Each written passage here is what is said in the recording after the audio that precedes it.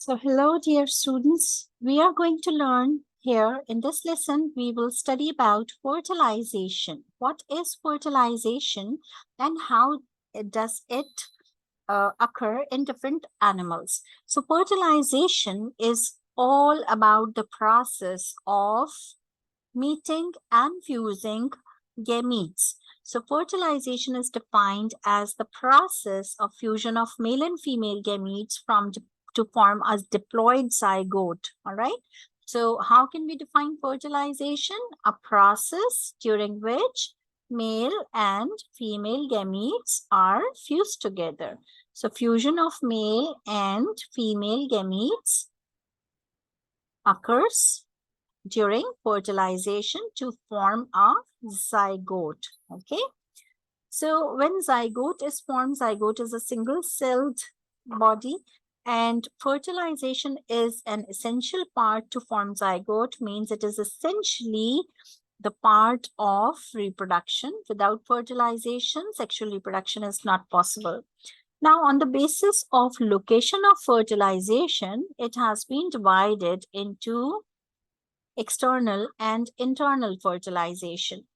When we talk about external fertilization occurs outside the body of the female, and internal fertilization occurs inside the body of the female. So what are the differences between external and internal fertilization?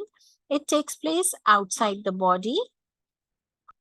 It occurs outside the body. Okay. And it usually occurs in water, and both the gametes are mature here for external fertilization. Both the gametes are mature. Okay, and gametes are large in number, mature and large in number, so that's if some are wasted, the others can fertilize.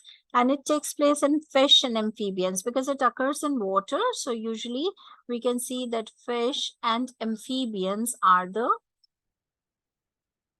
organisms which are performing external fertilizations. If we talk about internal fertilization, it takes place inside the body of female. Okay, female organism's body will receive the sperms from the male.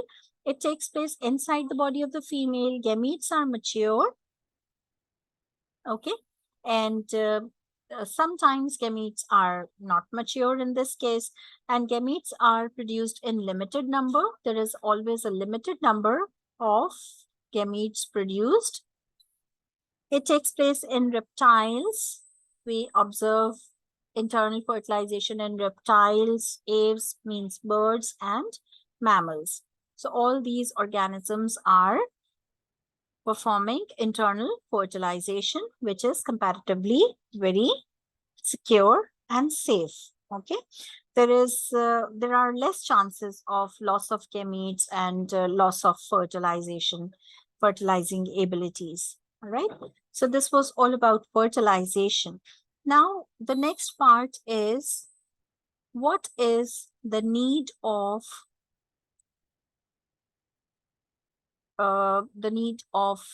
safety when we talk about fertilization?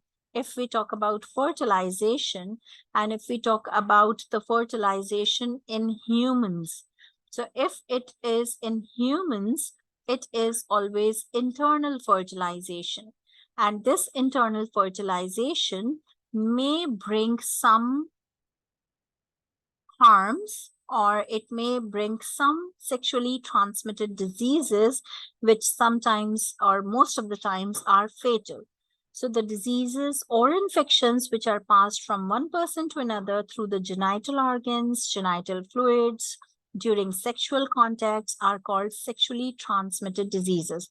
So the fertilization or the internal fertilization in humans may be responsible for sexually transmitted diseases, which are also called STDs.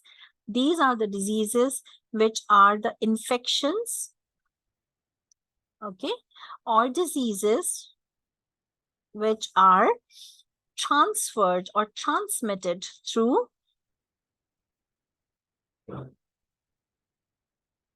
sexual contacts. Okay, means genital fluids or genital organs can transmit these diseases into the opposite gender. So sexually transmitted diseases are really very dangerous, and they may be fatal.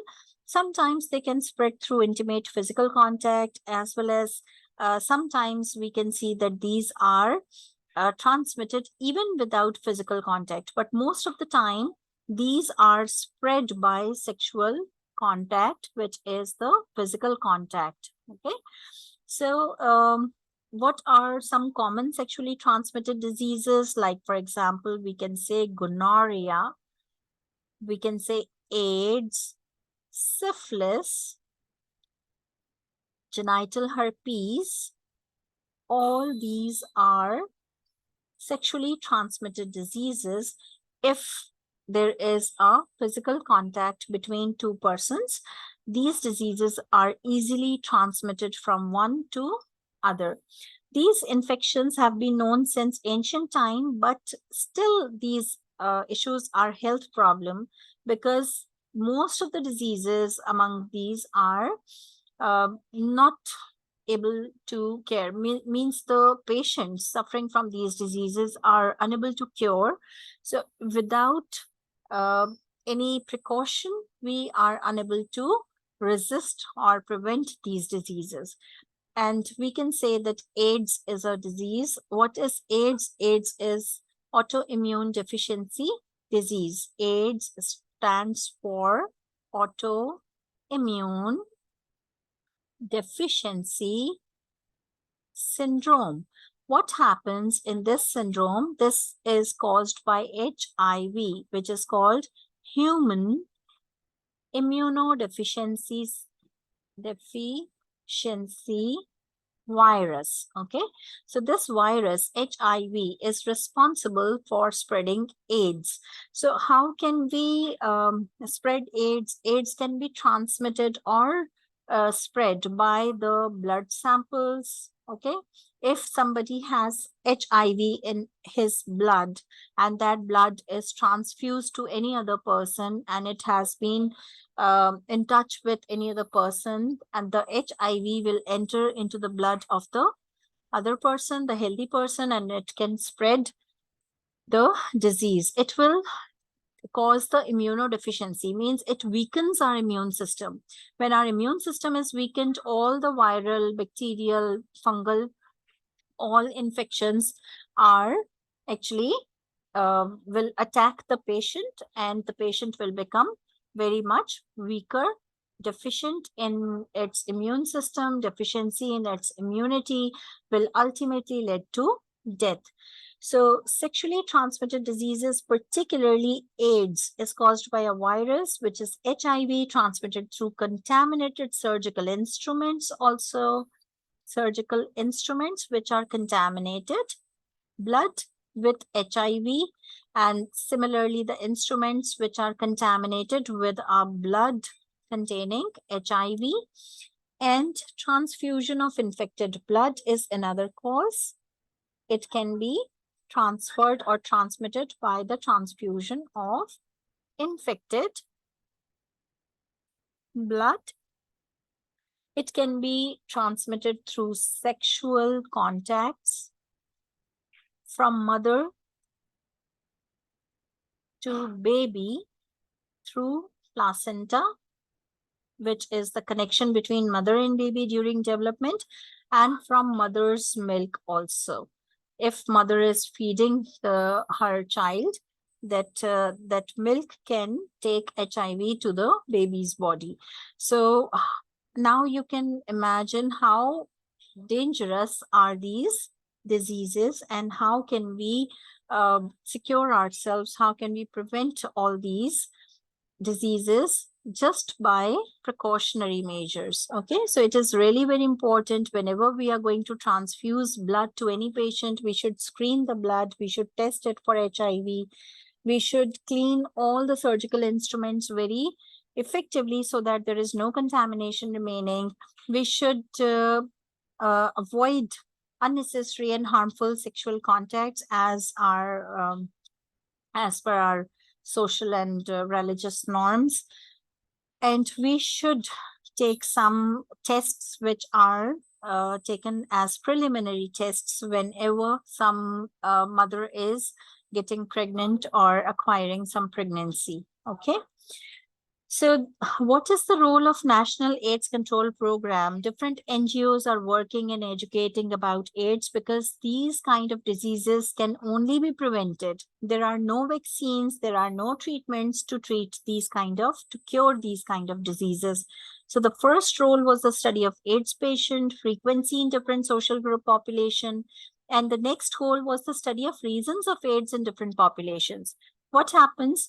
That the major aim was to educate the people. What happens if we are educated? We know that we have to prevent this disease. We have to stay safe. So the next role is to proper diagnosis of HIV. If we diagnose the HIV at an earlier stage, or if we diagnose its presence within the blood, we'll be able to restrict or limit the spread of this disease. Okay. So I hope this would be beneficial for you. Thank you.